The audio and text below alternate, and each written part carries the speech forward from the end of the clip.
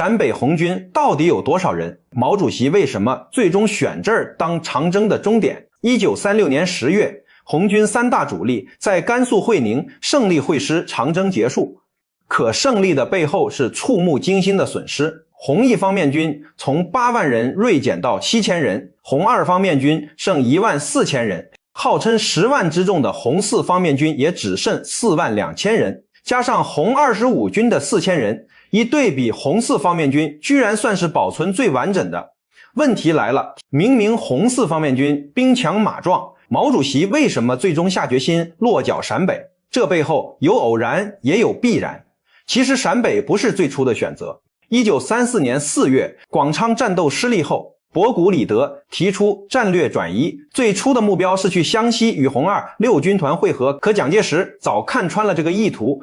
設下4道封鎖線，加上博古里德指揮僵化，湘江血戰，中央紅軍從 8.6 萬人銳減到3萬多人，損失慘重。危急關頭，毛主席挺身而出，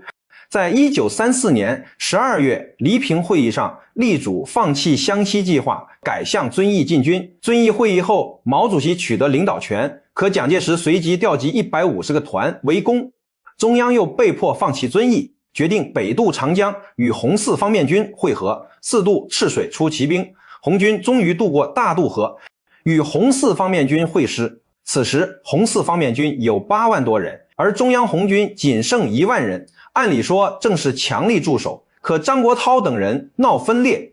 給中央紅軍帶來了最黑暗的時刻。中央只能忍痛北上，獨自尋找出路。1935年9月，紅軍進駐甘肅哈達鋪，毛主席從一張報紙上意外得知，陝北居然有一塊不小的蘇區根據地。消息振奮人心。9月27日，政治局會議正式決定把長征的落脚點放在陝北，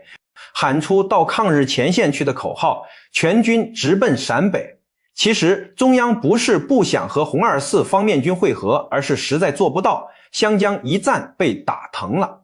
紅四方面軍又出了內部分歧，陝北成了唯一的也是最意外的归宿。那陝北紅軍又是怎麼來的？1930年，劉志丹利用中原大戰的機會，組織20多名黨員發動農民武裝，成立南梁游擊隊，約300多人。不久，山西的晋西游擊队渡過黃河，兩軍會合，組成西北抗日反帝同盟軍。謝子長任總指揮，劉志丹任副總指揮，全軍400人。1932年，部隊改編為陕甘游擊隊，劉志丹帶隊連打胜仗，俘敵700餘人，游擊队发展到1500多人。同年12月，改編為紅26軍，雖只有200多人，但開始建立根據地，群眾支持，迅速擴展。期間經歷挫折，紅二團一度幾乎全軍覆沒，只剩70多人，但陝西省委迅速重建紅26軍。1933年，國民黨陝軍騎兵團1200多人起義，加入紅軍，加上各地游擊隊紛紛成立，紅26軍擴編到一個師500多人。到1934年，陝北根據地已建立4塊蘇區，形成規模，蔣介石坐不住了，連續發動3次圍剿。第一次，陝北紅軍30多戰殲敵3000餘人；第二次，4萬敵軍進攻，劉志丹指揮部隊激戰70天，殲敵5000餘人，解放6座縣城，打通陝北與鄯甘邊蘇區，紅軍發展到5000多人，游擊隊4000多人。第三次靈活應對，又迫降敵軍1800餘人。1935年9月，紅25軍徐海東部到達陝北，與陝北紅軍會合，組成紅15軍團。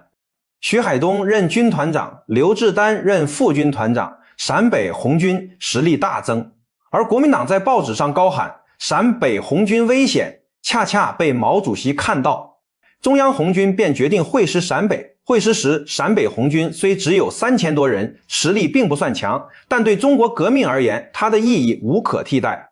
它為歷經磨難的中央紅軍提供了寶貴的落腳點，給中國革命轉危為安提供了喘息之機。冥冥之中，偶然與必然交織，命運就這樣把陝北推向了歷史舞台的中心。